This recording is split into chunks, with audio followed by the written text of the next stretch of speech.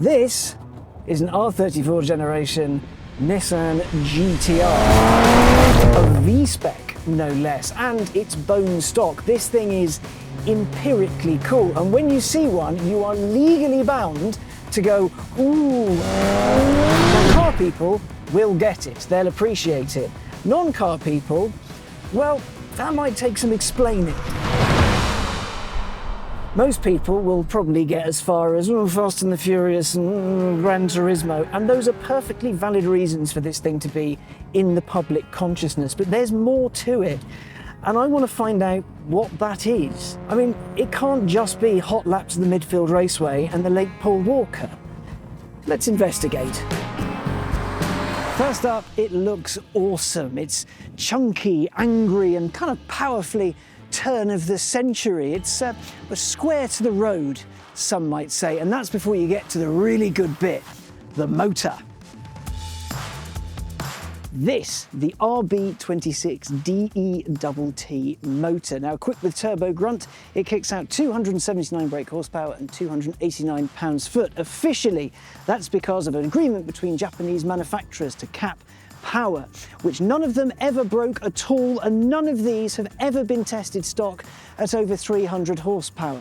Officially, this will do, or this will help the car do, 0 to 62 in 5-ish seconds and top out at 165 miles an hour. Thing is though, as my colleague Mike pointed out on a lovely video a while back on the channel, this is basically a motorsport engine that's been sanitised for road use, which means with the right tools, turbo and money, you can turn these into absolute missiles.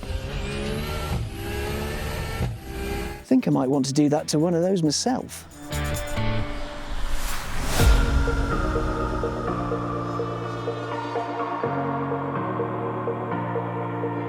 The thing about the R34 GT-R is that a lot of people experienced it long before they actually got behind the wheel of one, and that was probably through video games. It's a good thing then that today's video is sponsored by Gameloft's Asphalt Legends. It's a free-to-play arcade racing game available on mobile, PC, PlayStation, Xbox and Nintendo Switch. The R34 is rare and expensive, and I'm partway to figuring out why it's cool. But the thing is, while Nissan built a lot of them, it didn't build enough for everyone to have one or even have a go. That is a shame. Good thing is the R34 GT-R is coming along to Asphalt Legends JDM Spotlight event. Not just the R34 though. The game's also getting the Mazda RX-7 FD and Toyota's Mark IV Supra. The update also brings a brand new drift mode and a Mount Fuji circuit, the perfect place to put all three JDM icons sideways. Asphalt Legends is all about, well, legends. It captures the fun of all aspects of driving, the speed, the looks, the feel, the tuning, and mixes it in with a little bit of competition to keep things even more exciting. It offers the best bits of car culture and puts them in your pocket. If you want to get behind the wheel of the R34, the RX-7 or the Supra, hit the link in the description below to download Asphalt Legends for free and try the JDM Spotlight event. Oh, and don't forget to use the code JDM Stars for your free in-game reward. Now, let's get back to talking about the real thing.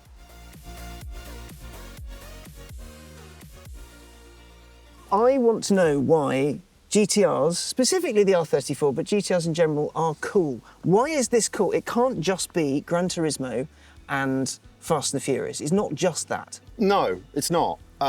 Yes, it is very cool. Yes. Let's all agree on that. I think it's the everyday car. I think it was a vehicle that transported the mass. You add that kind of everyday hero vehicle, the transport for everybody, and then you apply a little drizzle of motorsport capability onto something, and people start to go, oh, my car's now dominating motorsport. Is it the win on Sunday, sell on Monday thing? Is that what happened? Undeniable. And it's funny because we've been talking about this a lot recently with brands, is that that's gone.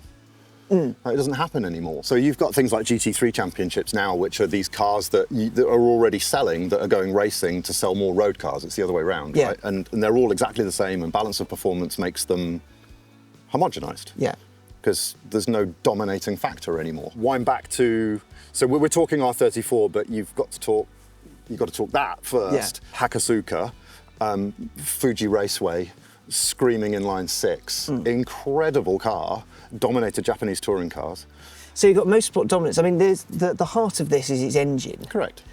Like, this is a race engine, basically, put in a road car. Yeah, there was an agreement within Japanese manufacturers to not have more than 270 horsepower. Yes, that was a clever lie, though, wasn't it? Yeah, it's a bit like it's a bit like the German manufacturer saying we'll cap all of our cars to 155 miles an hour in 6th gear. But if you're in 5th, it'll go to like 190. But it's that same methodology. They did all of these things to kind of give it soul. Yeah.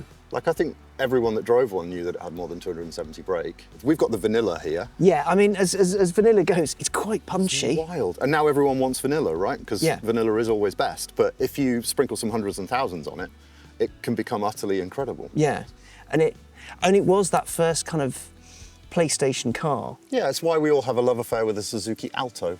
It's why we all still have an emotional bond to the roof.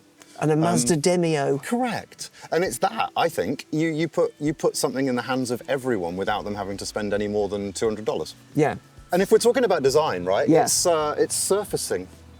Like, one thing that I think is missing in modern cars is the treatment of the surface. I mean, just look down the side of it. It looks blistered and pumped and... It looks like it's going to pounce on you and eat you. Yeah, I mean, it looks like it goes down the road, right? Can we put it into perspective of what else was around then? Because we're talking Gen 4 Supra. What else was kicking around? 911. 911. Countach into Diablo. These cars are all still iconic, aren't they? Because they were positions in time. Evo, Subaru. Yeah, they were just cars that were super mundane, super obvious. You saw them everywhere. They'd appear at the local supermarket, and then you'd turn on the TV and your hero was winning. But somehow this still stands out above, or at least separate from all of those. So oddly, I watched a program about this the other day. Toyota, it's a bit like Coke and Pepsi, right? So you've got Toyota as a volume manufacturer, as a money-making thing, as a capability force is up here. Nissan's always been the underdog. Yeah. So no matter what championship Toyota tried to win, Nissan beat them. That must have gone down well. Toyota were getting beaten by Nissan everywhere. Okay. And I think that has a lot to do with it. So that's what lit up the imagination. That's what got people to keep going forward and forward. Like, they're beating them again. Like, Toyota are coming in thick, heavy with all the budget. Yeah. They beat them again. Like, it happened again. Like, the R33 came out, beat them again. R34 came against the Supra, beat them again. Okay, so it's an underdog. It was seen everywhere. It won everything. And there's a little bit of Fast and Furious and Gran Turismo. I mean, Paul Walker effect is huge. Yeah. Huge. I think he's the guy that if you were to look at all of it, he made it culturally relevant. Okay. I understand it a bit more now. Yeah, a little bit.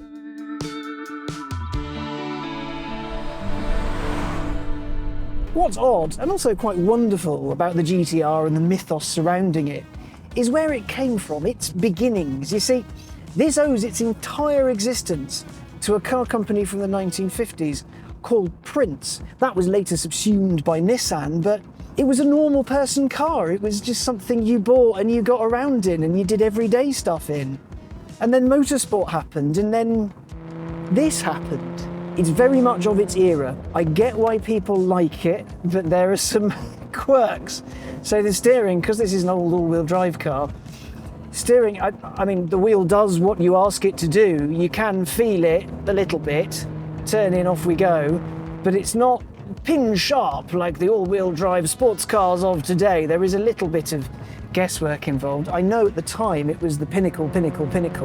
Now, there is a little bit of turbo lag, as one would expect. So if we slow down, if we go into second gear, and then we go, okay, not much. Lots of boost, and bend. And if you keep it where the turbo's boosting, it just sort of builds up an alarming amount of speed when there's some blind crests ahead of you and speed limits and motorcyclists and sheep. What's lovely about the GT-R, especially this one, is how it's universally adored. When the R34 ended production, Nissan didn't simply rub its hands together and go, right, that's that. Instead, it moved on. It built something far more purpose-built, the R35, which is an absolute weapon. But the R34 was a moment. That moment in time, that moment where it hit everything all at once and everybody universally loves it. It's an incredible bit of kit. It's absolutely wonderful.